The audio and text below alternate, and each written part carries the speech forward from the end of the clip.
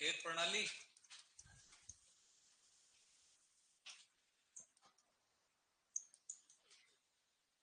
क्या बताया था कल, मतलब बोलो। हम्म। तो क्या बोलेंगे फिर? सभी कृषि उद्यम जैसे, देखो, मछली पालन, फसल उत्पादन भी इसी में ही आएगा ना, है ना। बकरी पालन, और बोलो क्या क्या होता है। मधुमक्खी पालन, और है। आप डेयरी का उद्योग खोलोगे वो भी किसमें आएगा? इसी में आता है ना। फसल उत्पादन,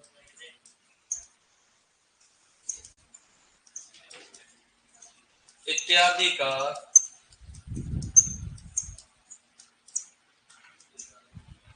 समावेश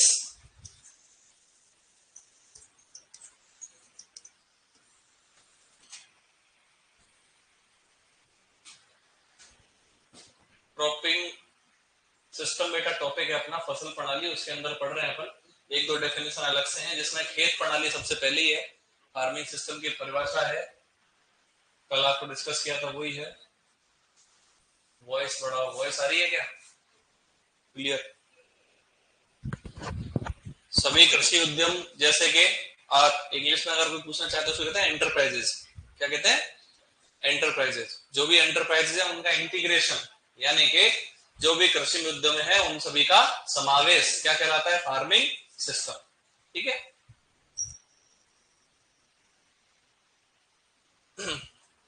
और एक और टर्म आपने सुनी होगी, इंटीग्रेटेड फार्मिंग सिस्टम, आईएफएस। उसमें क्या करते हैं अपन, ये जो आप पॉइंट देख रहे हो सारे, आईएफएस ही। जैसे कि एक निश्चित जमीन है, यहाँ मछली पालन कर लिया, यहाँ बकरी पालन, या डेयरी उद्योग, या फसल उत्पादन, यहाँ पर फल लगा रखे हैं, इधर सब्जी लगा रखी है।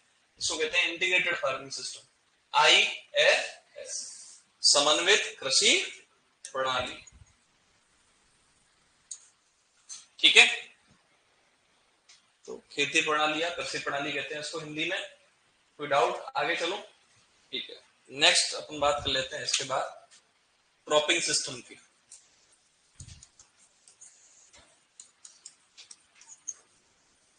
इसको क्या कहते हैं भैया? फसल प्रणाली। चक्र नहीं, चक्र तो बेटा रोटेशन हो गया।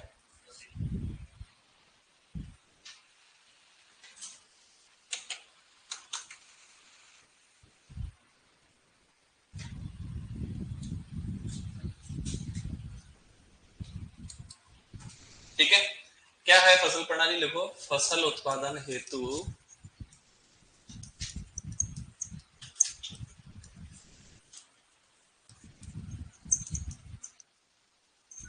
आवश्यक सभी घटक,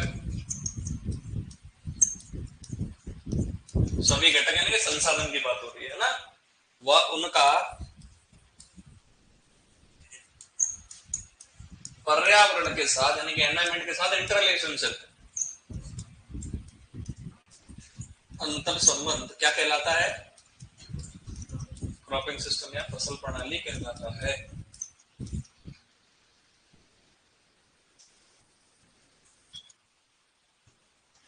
है ना।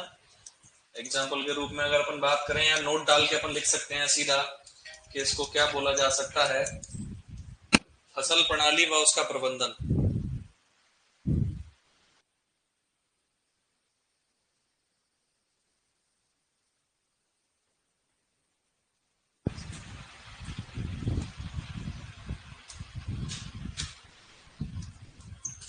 नोट डाल के अपन क्या लिख सकते हैं? फसल चक्र यानी क्रॉपिंग पैटर्न और मैनेजमेंट, इन दोनों को अगर जोड़ा जाए तो क्या हो जाएगा? ये फसल प्रणाली क्या हो जाएगा भैया? ठीक है। अब अपन बात करेंगे नेक्स्ट हेडिंग, फसल चक्र क्या होता है। ये टॉपिक बेटा एक तरीके से क्रॉपिंग सिस्टम का अलग से टॉपिक है ये, पर आप इसको ड्राई फार्मिंग के अंदर भी अपन पढ़ा देते हैं इंक्लूड करके, पर टॉपिक अलग है पूरा, है ना। क्योंकि 12th की बुक में एक्चुअली क्या है कि उसी टॉपिक के अंदर है। 5वां जो टॉपिक है ना 12th की बुक में, उसमें क्रॉपिंग सिस्टम भी है, रोटेशन भी उसी में है, टीलेज भी उसी में है, ड्राई फार्मिंग उसी में है, इसलिए अपन इंक्लूड करके बोल देते हैं क्रॉपिंग सिस्टम है टॉपिक का मेन नेम। ठीक है, लिख लिया। अब बात करते हैं इसके बाद बच्चों फसल चक्र की। लिख लिया था ना सबने? तो मुंह में दही जमा के बैठते हुए बोला करो ना, पूछता हूं जब।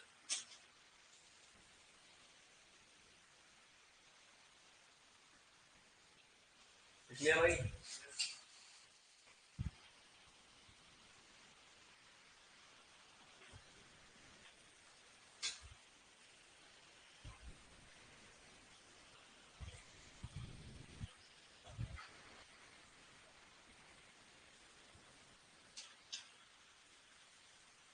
ठीक है, आगे चले। क्रॉपिंग पैटर्न,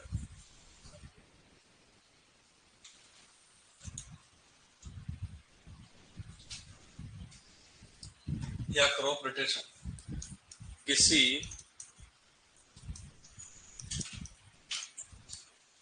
निश्चित समय, निश्चित समय यानी कि जैसे कि एक वर्ष व निश्चित क्षेत्र में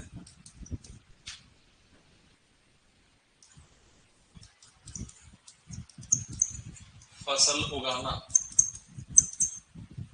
क्या कहलाता है भाई? Cropping pattern.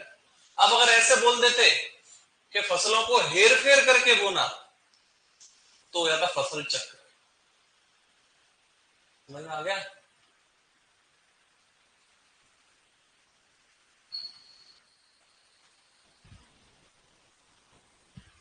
इंग्लिश की टर्म पे फोकस रखना। पेपर इंग्लिश हिंदी दोनों में आता है, खाली हिंदी में आता है? और मान्य कैसे में होता है? अगर कोई एरर आता है तो थोड़ा सा इंग्लिश की तरफ फोकस रखना है ना। इतने मैच्योर तो हो आप, थोड़ी सी इंग्लिश समझने की कोशिश करोगे आराम से। 2-3 बार ऐसा हो चुका है बच्चों का क्वेश्चन गलत हुआ है इंग्लिश के चक्कर में।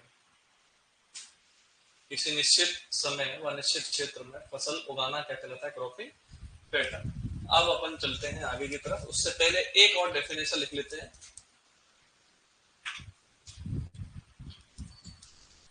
मिक्स्ड फार्मिंग, मिश्रित खेती।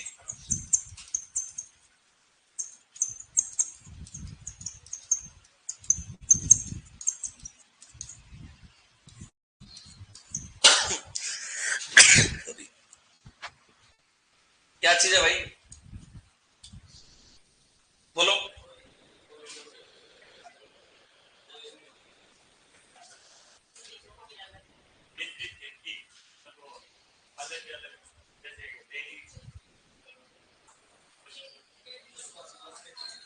निपटी ना पहले, फाइल निपटने में ऐसे ही टाइम नहीं लगता।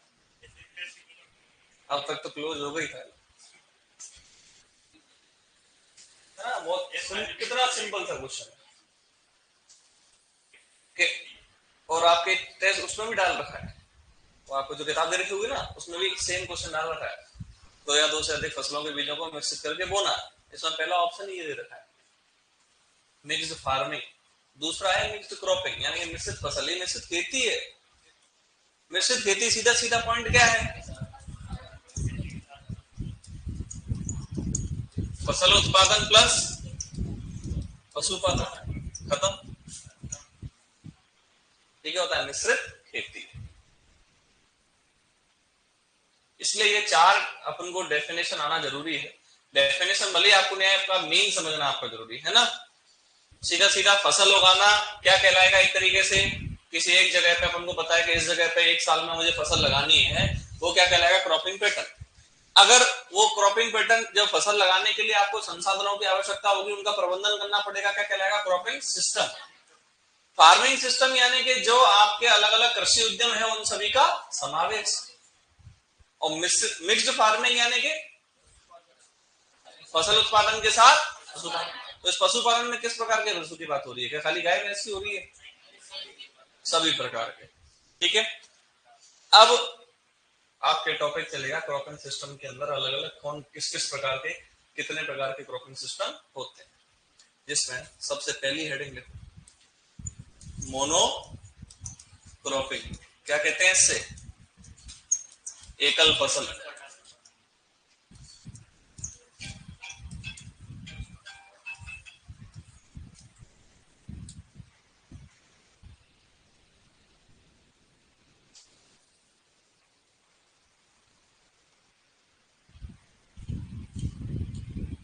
है, मोनोक्रॉपिंग यानी कि एकल फसल। क्या होगा इस पॉइंट में, क्या लिखेंगे?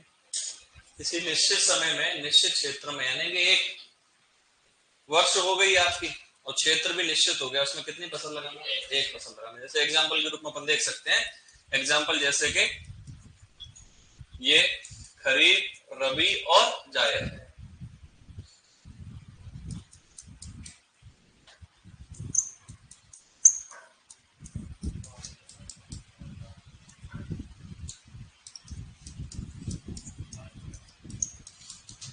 समझे?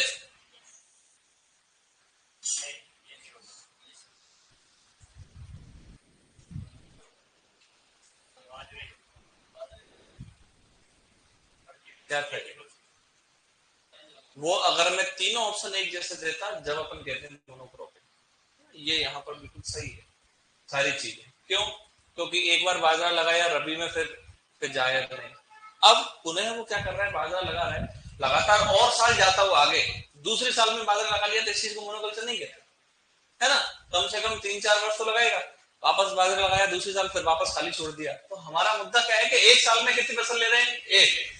ये खरीफ लगाई रबी जायद छोड़ दी, खरीफ लगाई रबी जायद छोड़ दी, यहाँ रबी लगाई खरीफ और जायद छोड़ दी। कंफ्यूज नहीं हो तो सीधा सा पॉइंट, यहाँ क्या लिख दिया अपन ने, जैसे कि मक्का, यहां हटा दो इसको, यहां क्रॉस लगा दिया, इधर लिख दिया अपन ने मूंग। सारी चीजें क्या है कुल मिला के? मोनोक्रॉपिंग, यानी कि एक साल में क्या लगाया अपन ने? एक ही फसल लगाई। फिर अपन आगे जाके इसी में नोट डाल में लिखते हैं कि इसी निश्चित क्षेत्र में निश्चित समय में एक ही फसल को बार बार उगाना। अब एग्जाम्पल के रूप में आप देखना वहां, जैसे कि खरीफ में बाजरा उगाया और इधर ये खाली छोड़ दिया, वापस खरीफ में बाजरा उगाया, वापस खाली छोड़ दिया, वापस तीसरी साल क्या उगाया? बाजरा, खरीफ, रबी, रबी और जायद क्या छोड़ दिया? खाली छोड़ दिया। ये क्या है? मोनोकल्चर। क्या हो गया? समझ में आ गया? लिखो मोनोक्रॉपिंग की डेफिनेशन।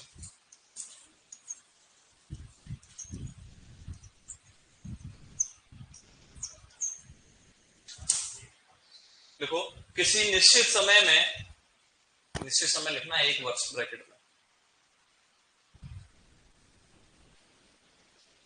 किसी निश्चित समय में किसी निश्चित स्थान पर,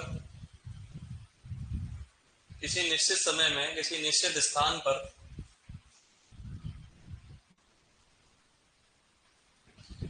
एक फसल को उगाना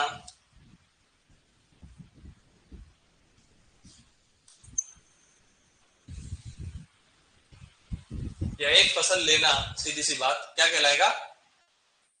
मोनोक्रॉपिंग। क्या कहलाएगा? मोनोक्रॉपिंग। किसी निश्चित समय में निश्चित स्थान पर कितनी फसल लगाना? एक फसल लगाना। क्या किया? खरीफ में क्या लगाया? बाजरा, रबी और जायद खाली छोड़ दी, वापस खरीफ में क्या लगाई? धान, रबी और जायद खाली छोड़ दी। यहाँ तीसरे साल में क्या किया? खरीफ खाली छोड़ दिया, रबी में क्या लगाया? गेहूं, जायद क्या किया? खाली छोड़ दिया। This is the examples of monocropping.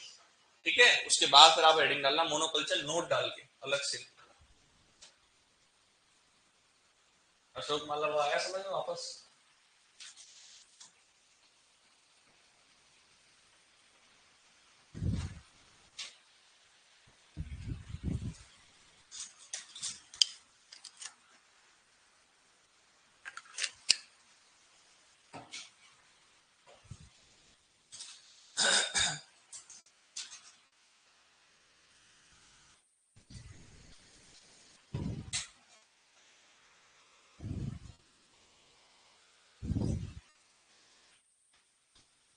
ठीक है, ये ऐसे इंग्लिश से घबराना मत है, मोनोकल्चर लिखने में ना, तो लिखना है ऐसे ही। ये क्या हो गया? एकल फसल प्रणाली, मोनोक्रॉपिंग। फिर दूसरा मल्टीपल क्रॉपिंग क्या हो जाएगा? बहु फसल प्रणाली। ये एग्जांपल लिख लिया आपने यहाँ तक। इसके बाद लिखो मोनोकल्चर हेडिंग, नोट डाल के, है ना? 2 नंबर डाल के नोट डाल के बोलू, किसी निश्चित स्थान पर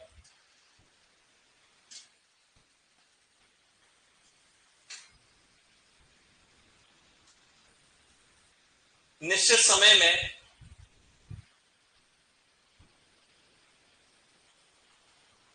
किसी निश्चित स्थान पर निश्चित समय में एक समान फसल को बार बार उगाना क्या कहलाएगा भैया? क्या कहलाएगा? चलो गुड, लिख लो नीचे वाला एग्जांपल।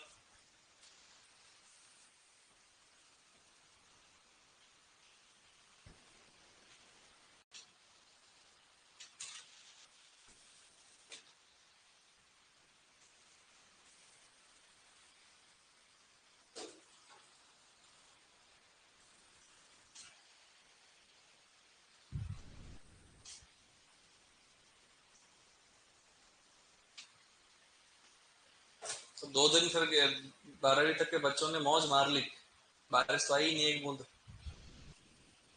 है। वो भी एक अलग खुशी होती है उनकी भी। बारिश के टाइम पे जब छुट्टी होती है, बारिश आती है, स्कूल जाना है नहीं, अब वो टाइम लौट के आएगा नहीं। और धीरे धीरे अभी तो तुम निकले हो, कुछ कुछ तो 12th के बाद अब आगे जाने का ही लगेगा। बाकी ऐसा लगता था पहले तो कि भाई स्कूल से फ्री होना है, अब कुछ नहीं है, वो दुनिया भर की टेंशन है। चलो ये तो बात रही मोनोक्रॉपिंग की। अब हेडिंग लिखो मल्टीपल क्रॉपिंग, बहुफसल प्रणाली।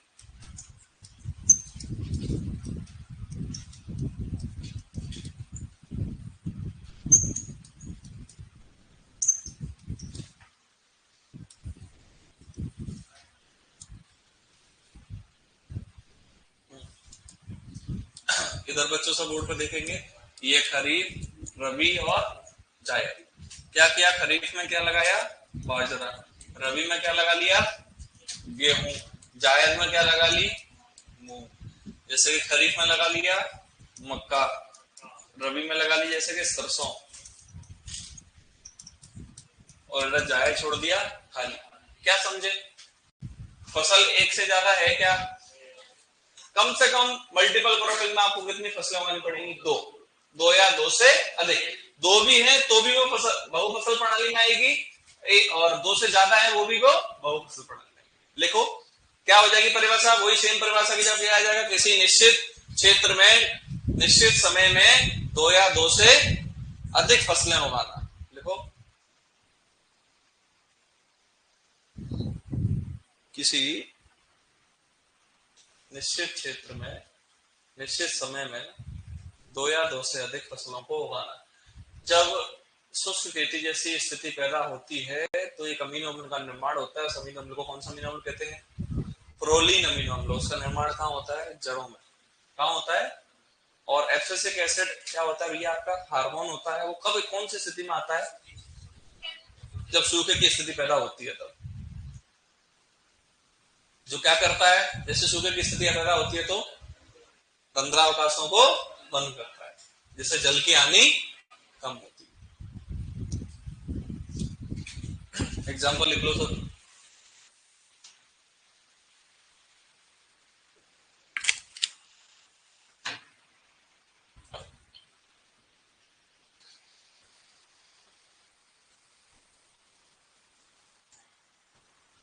किस आंसर का हो गया क्या तुम्हारे पूरे?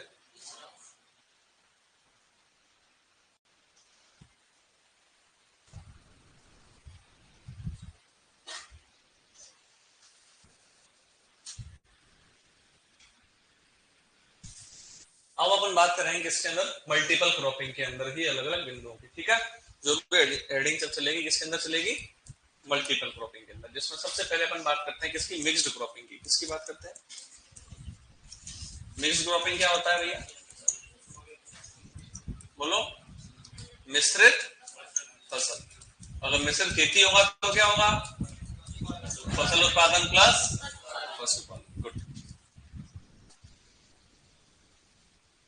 मिश्रित फसल, नीचे ही मैं इसी के साथ दूसरा लिख देता हूं, अंतरा शस्य फसल, यानी कि इंटरक्रॉपिंग।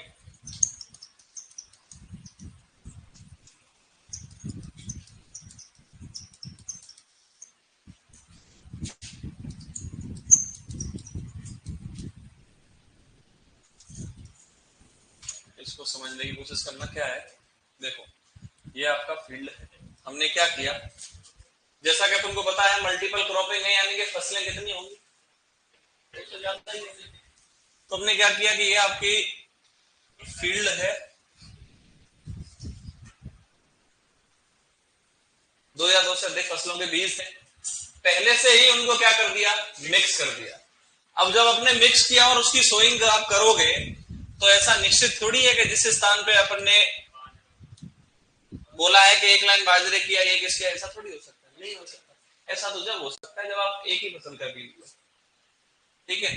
तो जब आप फसल को लगाओगे तो ऐसा हो सकता है कि 2 पौधे किसके आ जाए और 2 किसके आ जाए, मतलब कोई भी कैसे भी रैंडम आएगा। कैसे आएगा भैया, रैंडम, कुछ भी नहीं पता है कहां पर क्या आएगा। तो इस चीज को अपन क्या बोलेंगे, क्या बोलेंगे भाई, ये देखो अलग अलग पौधे मतलब कैसे भी रैंडम हो गए। 2 या 2 से अधिक फसलों के बीजों को मिश्रित करके बुवाई करना, 2 या 2 से अधिक फसलों को एक साथ, अगर हम बात करें कि पंक्तियों में बोना, अलग अलग पंक्तियों में, तो बोल देंगे अंतरा फसल। बिना कतारों के या बिना पंक्तियों में बोना, समझ में आ गया। अब क्या किया अपने, अंतरा फसल के ऊपर यहाँ एग्जांपल देख सकते हैं अपन, ये इसका इधर, ये भी इधर अपनी अलग अलग लाइन है, लेकिन यहां अपन ने क्या किया, प्रॉपर वे के अंदर सबको बांट दिया, ठीक है। अब अपन यहाँ कितनी भी लाइन उगा सकते हैं, ऐसा किया मैंने कि 3 लाइन के अंदर मक्का उगाई, वापस 3 लाइन के अंदर क्या उगा दी, उड़द उगा दी, वापस 3 लाइन के अंदर मक्का उगाई, वापस 3 लाइन के अंदर क्या उगा दी, उड़द उगाई। क्या समझे, रेशो कितना है उड़द और मक्का का, 3:3। ये अनुपात तो अपने ऊपर निर्भर करता है अपन कैसे होगा, 4:1 उगा सकते हैं अपन, तो ये निर्भर करता है, डिपेंड करता है आपके R/R और P/P पे। जैसे कि 60:60 जिसकी अपन बात करते हैं, पंक्ति से पंक्ति की दूरी होती है किसके अंदर, मक्का के अंदर, तो उसके बीच में एक फसल हमको उगानी होती है, तो वो फसल लगाते हैं, वो दाल उगाते हैं जिसकी कहीं ना कहीं पंक्ति से पंक्ति की दूरी 30 सेंटीमीटर तक हो। तो 60 के बीच में डिस्टेंस आएगा, एक 30 सेंटीमीटर के बीच में उड़द की लाइन आ जाएगी, तो 30 सेंटीमीटर का डिस्टेंस उड़द का इधर से भी हो गया, इस मक्का से इधर की लाइन कैसे हो गया, समझ आया। तो क्या हुआ, 60 सेंटीमीटर के बीच में 30 सेंटीमीटर की डिस्टेंस से लाइन वो दी किसकी, उड़द की, ऐसे ही इधर वो दी। तो कितनी लाइन आनी चाहिए वो डिपेंड करता है कि आपने प्लॉट का साइज क्या लिया है। मिनिमम ऐसा बोलते हैं मक्का की 6 लाइन तो होनी चाहिए। जैसे 5 मीटर का ले लिया, 5 × 3.6, इसमें आपकी 6 लाइन आ जाएंगी प्रॉपर मक्का की, ठीक है। इस तरीके से पूरा अभ्यास करते हैं। इसमें होता है ग्रॉस प्लॉट और नेट प्लॉट। ग्रॉस प्लॉट यानी कि ओवरऑल आपका खेत कितना है, नेट प्लॉट यानी कि जहां आपका पौधा लगा है यहाँ उपज मिली है, क्योंकि ग्रॉस प्लॉट के अंतर्गत तो आपके मेड भी आएगी, खेत के अंदर नाली भी बनाई होंगी, वो भी आएगा, वो सब किसमें आता है, ग्रॉस में आता है। नेट यानी कि जहां फसल पौधा लगा हुआ है, क्या लगा हुआ है, पौधा, ठीक है। वापस दोनों को बात करता हूं, दोनों चीजें क्या है, 2 या 2 से अधिक फसलों के बीजों को एक साथ, ठीक है, बहुत सिंपल सी डेफिनेशन बना देता हूं, 2 या 2 से अधिक फसलों के बीजों को एक साथ अलग अलग कतारों में बोना, अंतराशय से बिना कतारों के बोना, मिश्रित फसल, growing 2 or more than 2 crop on the same piece of land with definite row pattern and without definite row pattern, ठीक है।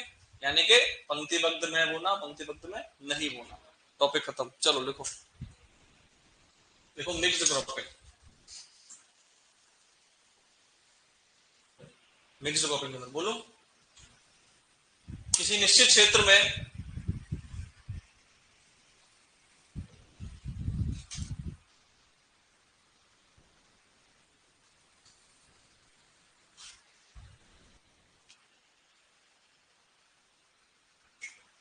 दो या दो से अधिक फसलों के, किसी निश्चित क्षेत्र में 2 या 2 से अधिक फसलों के बीजों को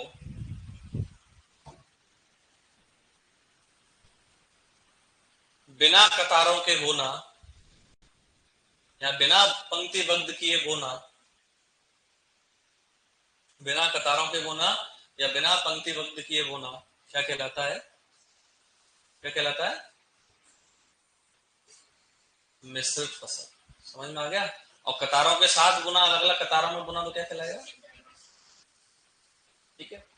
पुराने जो बैचेज में जो पढ़ाया है या अपन जो पढ़ रहे हैं उसके नोट्स में ऐसा कोई लग रहा है कि आपको कोई टॉपिक छूटा हुआ है अपना है? न्यूट्रेंट अगर अपना 10-12 क्लास में हुआ है तो टोटल एक एक लाइन एग्जैक्ट लिखी है, उससे ज्यादा ही लिखी होगी। हाँ ये है, पर ऐसा नहीं अपन ने किया होगा कि पीपीएम को परसेंटेज में बदलने के लिए 2 दिन की क्लास, वो ऐसे नहीं ली होगी मैंने, क्योंकि वो आता भी नहीं है। और पीपीएम को परसेंटेज बदलना सीधा ही पढ़ना, याद रखो 10,000 से गुणा करना है, 10,000 से भाग लेना, ज्यादा गणित नहीं करनी है ना। तो जितना मैटर पहले पढ़ाया है बैचेज में उससे ज्यादा ही होगा, उससे कम तो नहीं होगा, इसकी गारंटी तो मैं लेता हूँ। ठीक है, ऑनलाइन वाले बच्चे पूछ रहे हैं कि सर वो क्लास उसमें तो 21 दिन की हुई थी, अपने न्यूट्रेंट की 10 दिन में ही हुई है। मैटर तो सेम ही है। अगर आपको कुछ लगे कहीं एरर है तो ह्यूमन एरर है, मिस्टेक हो जाती है। अगर कम कहीं हो तो मुझे बता दें। जैसे आप लोगों को लगा कि सिंचाई के स्रोत नहीं पढ़ाए थे, तो स्रोत मैंने बोर्ड पे बताए थे, पर ऐसा कोई विशेष वहां से आता नहीं। ठीक है, कोई एक आध बिंदु रह जाता है तो मुझे बता देना, है ना। टॉपिक कोई नहीं रहेगा, जितना मेरी जिम्मेदारी है। ठीक है, फिर लिखो अंतराशस्य के रूप में हेडिंग अंतराशस्य यानी कि इंटरक्रॉपिंग। बायो फर्टिलाइजर तो पूरा टॉपिक ही बचा है, वो तो पढ़ाना है भाई, चैप्टर है वो तो पूरा। 2 या 2 से अधिक फसलों को किसी निश्चित क्षेत्र लगाना आ गया ना, किसी निश्चित क्षेत्र में 2 या 2 से अधिक फसलों को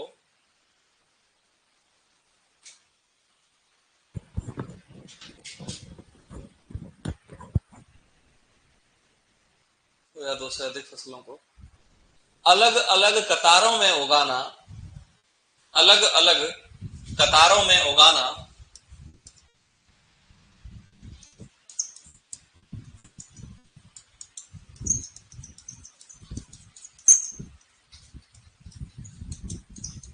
क्या कहलाता है? अंतराशस्य। क्या कहलाता है?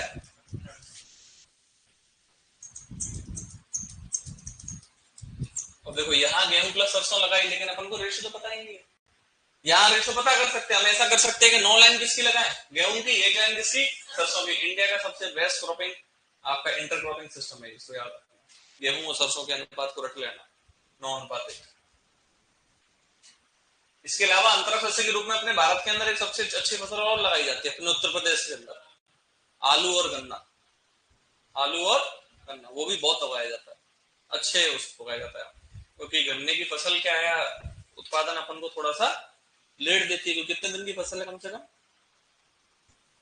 1 साल की पूरी 365 दिन की, है ना। क्योंकि अब गन्ना अलग अलग प्रकार का होता है तो वो डिपेंड करता है। ऐसा भी हो सकता है गन्ना 18 महीने का भी हो सकता है। वो कैसे डिपेंड करता है? वो डिपेंड करता है कि आपने फसल कब बोई है और उसको वहां आगे वृद्धि के समय तापमान कैसा मिला है, परिपक्व होने के समय तापमान कैसा मिला है।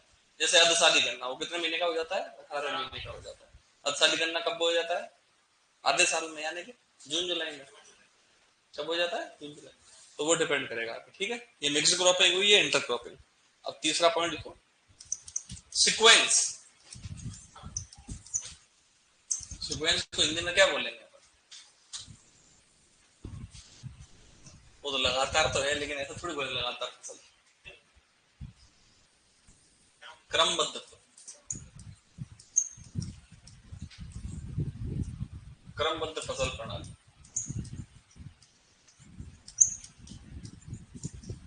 Sequence cropping.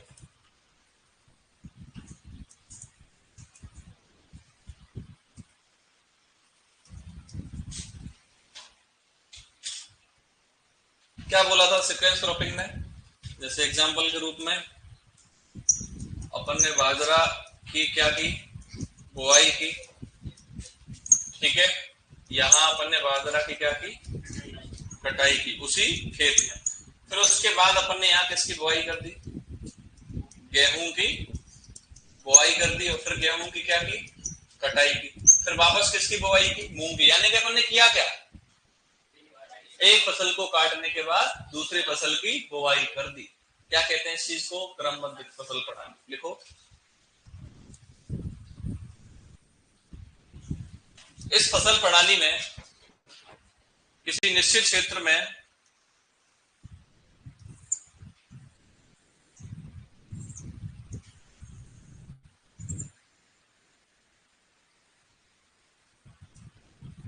किसी निश्चित क्षेत्र में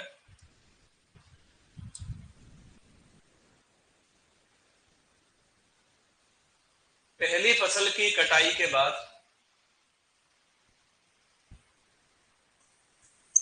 पहली फसल की कटाई के बाद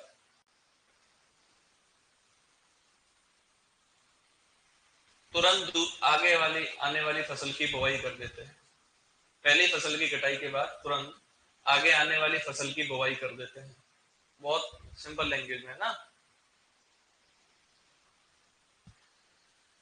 की बुआई कर देते हैं। इंग्लिश में अगर बोलना हो तो सिंपल सी पॉइंट, ग्रोइंग टू और more than two crop on the same piece of land in a sequence. बस कितना इजी है इंग्लिश, अगर कुछ सीखे तो। और एक शब्द में खत्म हो गया, सीक्वेंस में फसल लगाना, खत्म हो गया। ठीक है, क्योंकि हिंदी के अंदर तो अपना इसमें ज्यादा जाता है ना, आ रहा है, कहला रहा है, जा रहा है, अते, और चाहिए, आइए। चलो अब लिखो रिले, या अगर हम रिले क्रॉपिंग,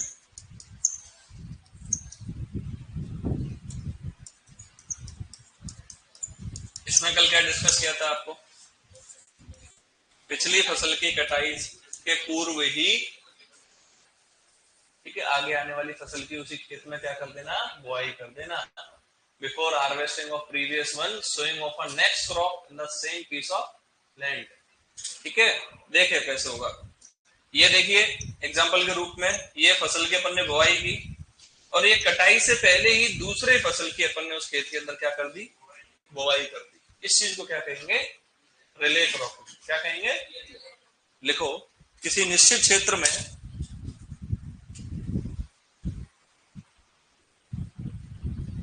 किसी निश्चित क्षेत्र में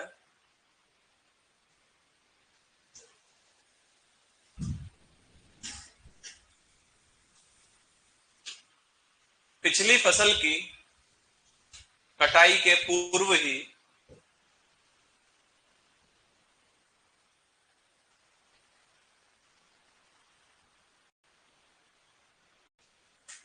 उसी खेत में या उसी क्षेत्र में, पिछली फसल की कटाई के पूर्व ही उसी क्षेत्र या उसी खेत में अगली फसल की बुआई कर देते हैं, अगली फसल की बुआई कर देते हैं।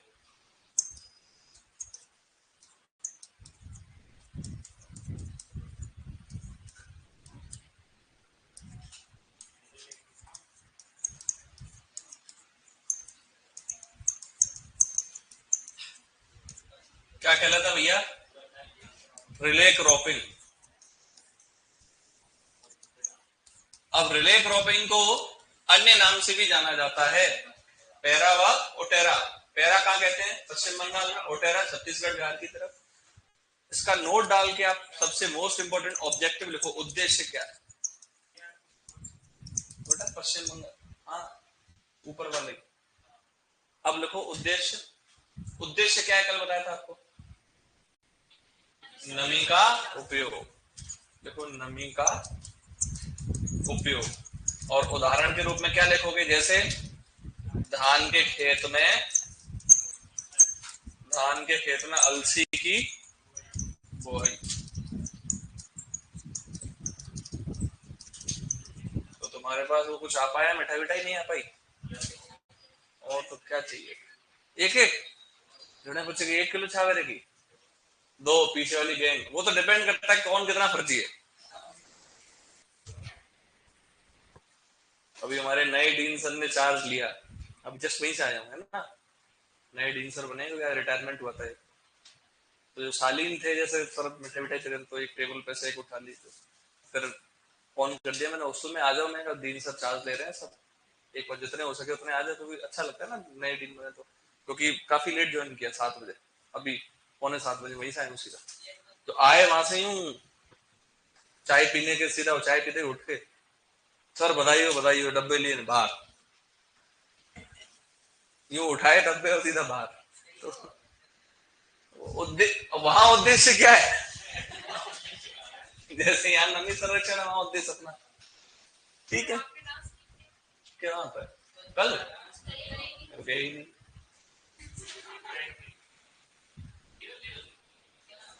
पटाखे फुड़वा लिए थे ना बाहर, बहुत।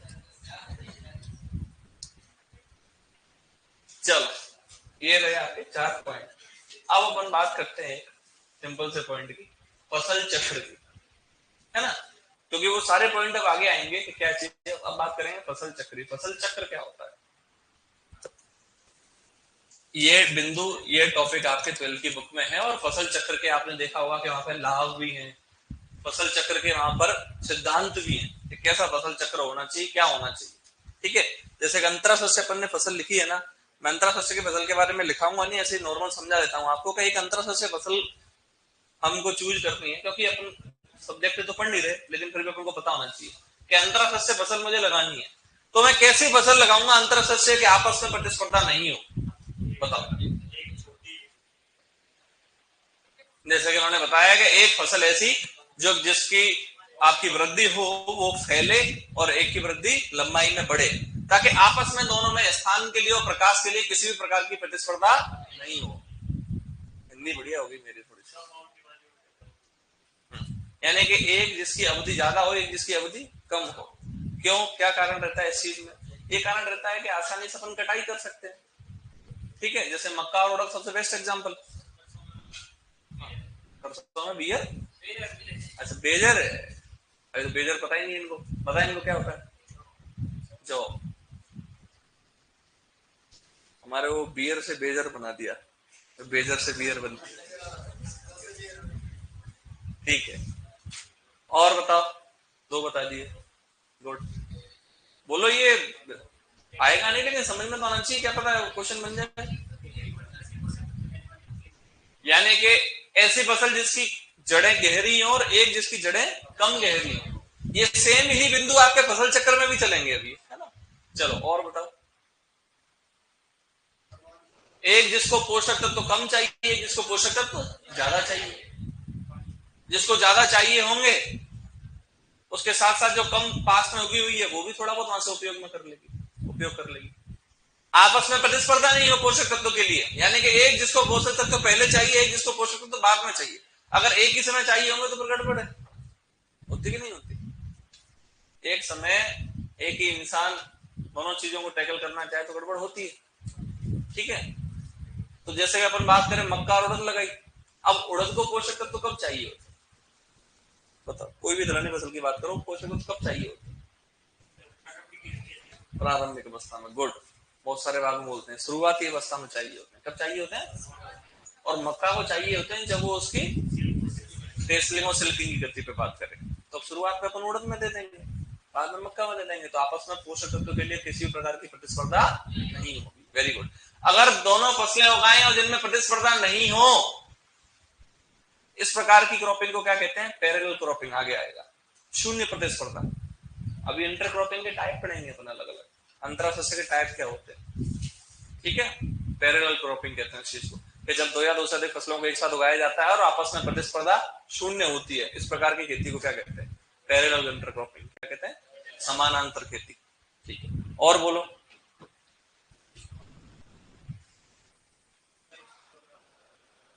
समान होगी तो फिर तो समस्या पैदा होगी,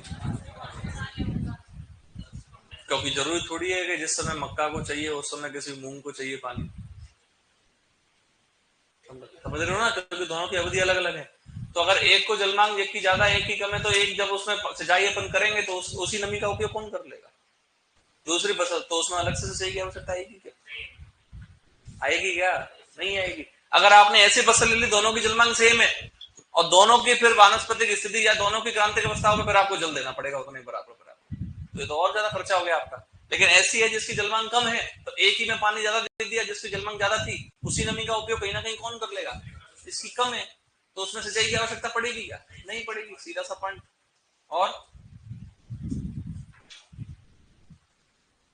बोलो, फसलें ऐसी नहीं होनी चाहिए जो कि रोग और कीटों को आकर्षण करे,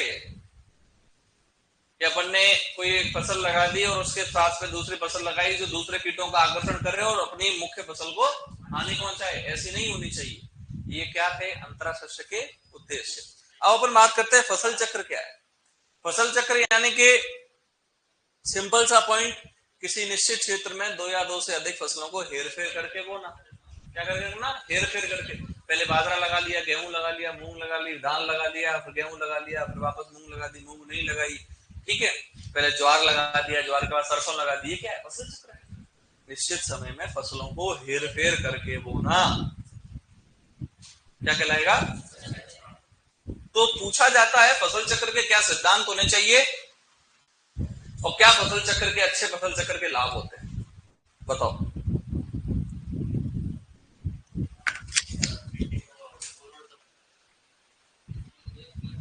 उर्वरा शक्ति कैसे बनी रहेगी, अपन को तो अभी सिद्धांत तो पढ़े ही नहीं अपन ने।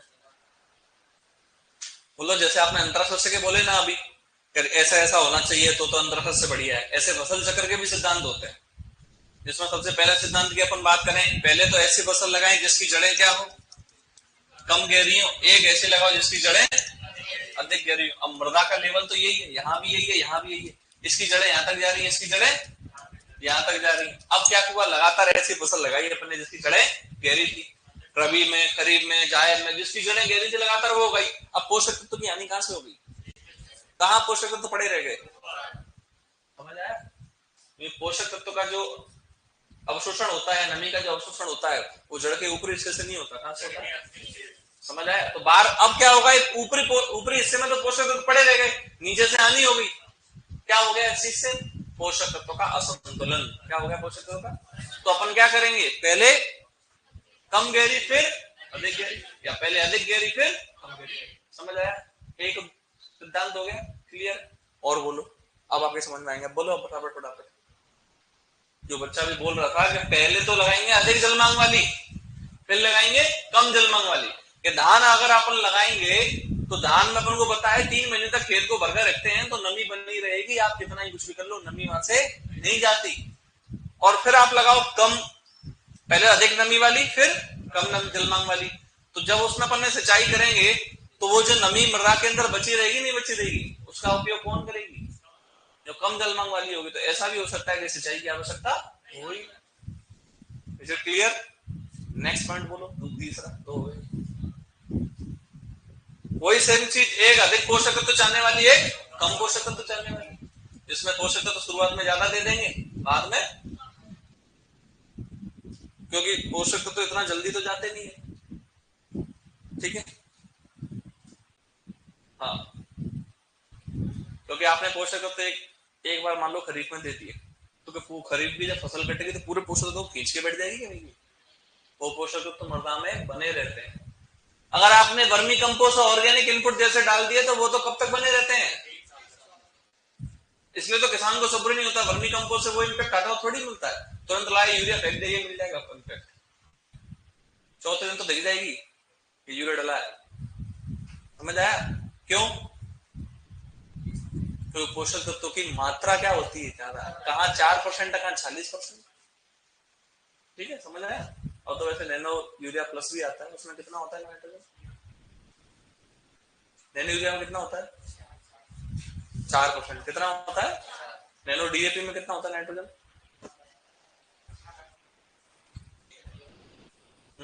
इसको लिखो टॉप पर, क्या करते हो तुम। Nano DAP nitrogen 8%, phosphorus 16%। ऐसे नैनो यूरिया भी आता है बेटा, है ना। नैनो यूरिया में कितना होता है 4%, लेकिन अब नैनो यूरिया प्लस आ गया है। क्या आ गया है अब, नैनो यूरिया प्लस, उसमें कितना है 20%।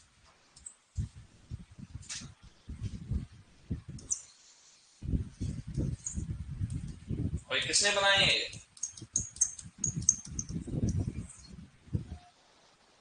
इफ्को ने, है ना। अब तो सारे बनाने लगे, शुरुआत सबसे पहले किसने की, इफ्को ने की थी। इतने मैसेज रॉयल ने कल से कर दिए, इतने तो भाई कोई समझ जाओ आप तो। मेरे लिए कोर्स चालू रहते हैं ना हम सबके, हम तो करा लेते हैं भाई, क्लास किसने क्या बता रहते, पर यहाँ से जैसे रिजल्ट आता है फोन करते हैं, अंशुल शर्मा जी बोल रहे हैं, आपके रोल नंबर भेजिए, मैं भी भेज रहा हूँ, व्हाट्सएप कर रहा हूँ, एक बार चेक करके बताना। लिख लिया, ये 3 पॉइंट के अपन ने बात कर ली। और बोलो नेक्स्ट, क्योंकि ये जो फसल चक्र अपन लगा सिद्धांत की मैं बात कर रहा हूँ, बार बार बोल रहा हूँ कि इससे ये लाभ होगा, इससे ये लाभ होगा, ये आगे काम आएगा। अभी ऐसी फसलें फसल चक्र में अपन को नहीं लगानी जो कहीं ना कहीं कीटों का आकर्षण ज्यादा करे। फसल चक्र में हमेशा दलहनी फसल को ऐड करना चाहिए। अब ये आपको थोड़े बहुत प्रिंसिपल समझाए। फसल चक्र हमेशा किसान की घरेलू आवश्यकताओं को ध्यान में रख के ही बनाना चाहिए। कपास उगा रहे हो, खाने के मान ले आ रखे रोटी की गेहूं के, समझ आ रहा है? घरेलू आवश्यकता पूरी हुई क्या? नहीं हुई। फसल चक्र हमेशा बाजार की मांग को देखते हुए अपनाना चाहिए। पास अपन को पता है शुगर की मिले, शुगर का उगाओ ना, सबसे पहले अपन से लेगा वो, 10 रुपए सस्ता भी देंगे तो भी बढ़िया है। क्यों? क्योंकि बाहर जाके बेचने की आवश्यकता नहीं आ रही। क्लियर हो गया? अब ये तो थे फसल चक्र के सिद्धांत, इनसे लाभ क्या होगा?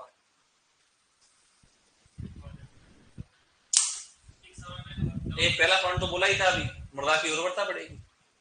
क्या बढ़ेगी? मृदा की उर्वरता। उर्वरता बढ़ेगी तो उत्पादकता बढ़ेगी। आर्थिक लाभ प्राप्त होगा किसान को। क्या प्राप्त होगा? आर्थिक लाभ। और वो क्या कह रहा था? बिल्कुल बढ़िया, अधिक लाभ प्राप्त कर सकते हो आप एक ही समय में।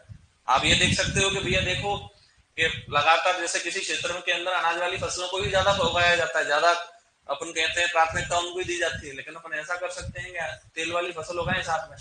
जैसे कि ज्यादातर क्या होते हैं, जो पूर्वी राजस्थान के जो लोग हैं वो बाजरा सरसों फिक्स है, मानेगा पेटेंट, बाजरा सरसों। तो सर बाजरा का तो मुझे पता नहीं लगता कि इतना ज्यादा कोई बेनिफिट है वहां, जबकि मिट्टी बढ़िया भी हमारे तो भी बाजरा उगाते हैं, पता नहीं क्यों। सरसों का में बेनिफिट बहुत होता है ना, 6,500-7,000, कभी कभी तो 8 भी चली गई थी, तो उसका बेनिफिट हमें होता है। उसमें हम क्या करते हैं, सरसों बेचते हैं और 2-4 गट्टे रखते हैं, इसका अपन तेल निकलवा लेते हैं और घर के सेवन के लिए, और पीपा मिल जाता है तो पीना, यानी कि खड़ पीना कहते हैं हमारे घर से, वो काम आ जाती है जानवरों को। तो इससे क्या हुआ, दोनों चीजें प्राप्त हुई ना। अगर मान लीजिए बाजरा जैसी फसल, जैसे इस साल फेल हो गई बहुत सारी जगह, पूरा बाजरा खत्म, पूरा ऐसा में तो बाढ़ आ रखी है। धौलपुर और भरतपुर जैसे करौली क्षेत्र में अभी आर्मी आई है बाहर से, बीएसएफ आई है, पूरी आर्मी आई है, पूरी सीआरपीएफ और आर्मी। आर्मी क्यों आई है? किस रूप में? आपके जो ये क्या बोलते हैं इस चीज को, हाँ बहुत सारे बाढ़, नाव से जा रहे हैं लोग बेचारे, जगह बची ही नहीं की जाने की।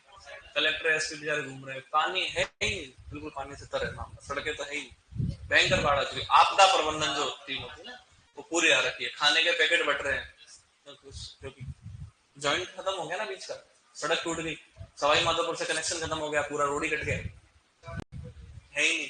और तो जब बाढ़ कभी बारिश बंद होगी तो वो सवाई माधोपुर जाना आना होगा, नहीं तो बंद ही है सवाई माधोपुर तो बिल्कुल। तो ऐसी स्थिति पैदा हो जाती है। तो इस स्थिति में अपन क्या कर सकते हैं कि भाई कोई किसान जो है लगातार मान लो ऐसी फसल लगा रहा है जो खाली बेच रहा है, जैसे कैश क्रॉप, नगदी फसल है, और उसके पास जो है अनाज जो है वो कम है, क्योंकि वो सिर्फ खरीदता है, लेकिन जब वो उगाता है तो कहीं ना कहीं अपने पास रखता है। तो ये चीजें कब काम आती है? ऐसी स्थितियों में काम आती है। और बताओ, और फसल चक्र का क्या लाभ है? खरपतवारों की संख्या कम होती है। और फसल चक्र का क्या लाभ है? मृदा में पोषक तत्वों का संतुलन बना रहता है सभी स्तरों में। किन स्तरों में? सभी स्तरों। और इन सब का ओवरऑल एक ऑब्जेक्टिव अगर मैं पूछूं कि एक मुख्य लाभ क्या है, क्या बोलोगे? बताया था मैंने, मुंह से ही बोला था, किसान को आर्थिक लाभ प्राप्त होता। फसल चक्र के सिद्धांत तो लाभ पता चल गया, क्लियर है? ठीक है, कल आते लिखूंगा मैं।